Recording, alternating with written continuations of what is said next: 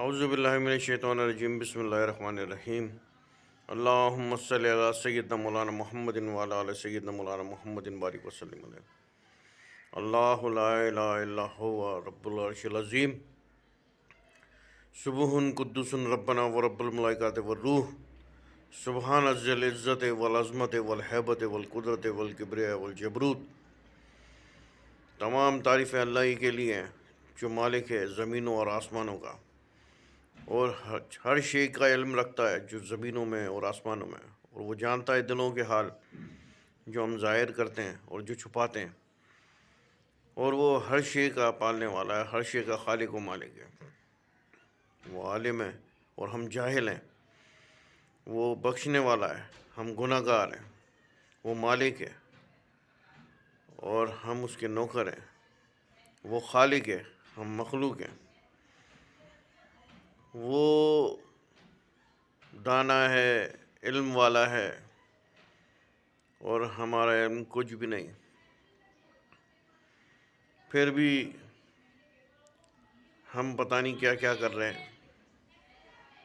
چوریاں نہیں چھوڑتے، جھوٹ نہیں چھوڑتے، بدگمانی نہیں چھوڑتے،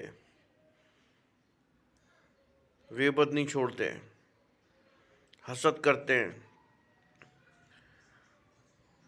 سارے معاشرتی گناہ ہم میں پائے جاتے ہیں۔ ہماری نیتیں صحیح نہیں ہیں، ہماری نمازیں صحیح نہیں ہیں، ہماری دعاؤں کا سلیقہ نہیں ہے، پھر بھی وہ ہمیں عطا کرتا رہتا ہے، عطا کرتا رہتا ہے، عطا کرتا رہتا ہے۔ ہمارے گناہوں سے درگزر کرتا رہتا ہے، اس کے باوجود ہمیں رزق عطا کرتا رہتا ہے، اور ہم اپنی لاپرواہیوں سے، اپنے گناہوں سے باز نہیں آتے۔ ایک دفعہ بھی نہیں سوچتے کہ اللہ تعالیٰ کی ہم کوئی خوف ہو دل میں، کوئی اس کا خیال کریں کہ وہ مالک جب ہم اس کے سامنے کھڑے ہوں گے بروز قیامت تو ہم کیا جواب دیں گے۔ ہم اپنے رسول صلی اللہ علیہ وآلہ وسلم جو ہماری شفاعت کریں گے، ہم ان کو کیا جواب دیں گے، کس منہ سے کھڑے ہوں گے ادھر؟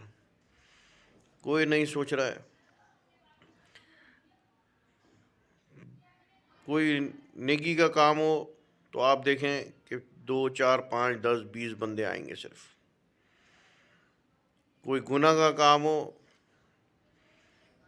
تو آپ دیکھیں کہ وہاں پر ٹھٹے کے ٹھٹے لگ جائیں گے، لوگ جمع ہو جائیں گے ادھر۔ کس طرف جا رہے ہو؟ مسلمان ہو تم، مسلمان ہو، سدھارو اپنے آپ کو۔ کیا ایمان نہیں ہے؟ تھوڑا ایمان رکھو، دل میں ایمان رکھو، ڈرو اللہ سے کہ جب وہ حساب لے گا تو تمہارے پاس بولنے تک کے الفاظ نہیں ہوں گے۔ اپنے نیتوں کو صحیح رکھو۔ کیا وہ نہیں جانتا تمہارے دل کا حال؟ کیا وہ تمہاری نیت نہیں جانتا؟ پھر بھی باز نہیں آتے ہو گناہوں سے۔ چھوڑ دو گناہ، توبہ کرو۔ اللہ توبہ کرنے والوں کو پسند کرتا ہے۔ پھر بولتے ہیں کہ ہمارے ساتھ مسئلے مسائل ہو رہے ہیں، ہماری دعائیں قبول نہیں ہوتی ہیں، روزگار کے مسئلے ہیں، یہ مسئلے ہیں۔ جو بھی میرے پاس آ رہا ہے وہ مسئلے لے کے آ رہا ہے، ایک نہیں ہزاروں مسئلے بتاتا ہے۔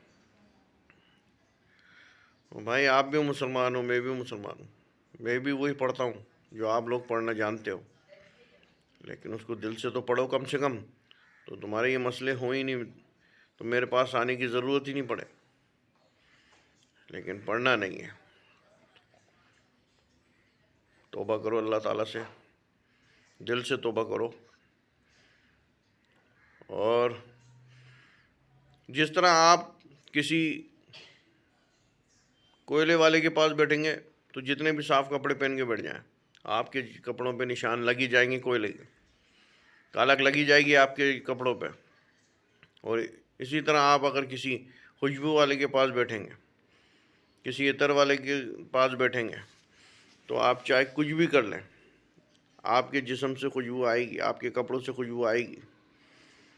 تو اسی طرح جس طرح کے لوگ ہیں آپ کے پاس، کوشش کریں اس میں سے جو اچھے لوگ ہیں ان کو دوست رکھیں اور ان کے ساتھ بیٹھیں، تو آپ کے اعمال بھی سدھریں گے، آپ کی ذات بھی سدھرے گی۔ اللہ والوں کا دامن پکڑ کے رکھو، چاہے وہ کہیں بھی ہوں، ڈھونڈو ان کو اور ان کے ساتھ بیٹھو، اچھی باتیں آپ کو سکھائیں گے۔ ٹائم نکالو اپنی مصروف زندگی میں سے، اگر نہیں نکالو گے تو اسی طرح گھومتے رہو گے۔ ان کے ساتھ بیٹھو، ان سے باتیں سیکھو، تو آپ کے اعمال بھی سدھریں گے اور آپ کی ذات بھی سدھرے گی اور آپ کی شخصیت بھی سدھرے گی، آپ کی روح بھی سدھرے گی، آپ کا قلب بھی سدھرے گا۔ قلب پہ کالک چڑھی ہوئی ہے، اس زنگ کو کیسے اتارو گے؟ اس مصروف زندگی میں تمہیں تو اپنے بیوی بچوں سے، اپنے گھر بار سے، اپنے کاروبار سے ہی ٹائم نہیں ملتا، تو ٹائم نکالو۔ اللہ کے لیے ٹائم نکالو گے تو اللہ تمہارے لیے آسانیاں پیدا کرے گا۔ اللہ آپ سب کو اپنی حفظ و امان میں رکھے اور نیکی کرنے کی توفیق عطا فرمائے اور آپ کو ہدایت کے راستے پر ثابت قدم رکھے، شریعت پر چلنے کی توفیق عطا فرمائے۔ وما علینا الا البلاغ المبین۔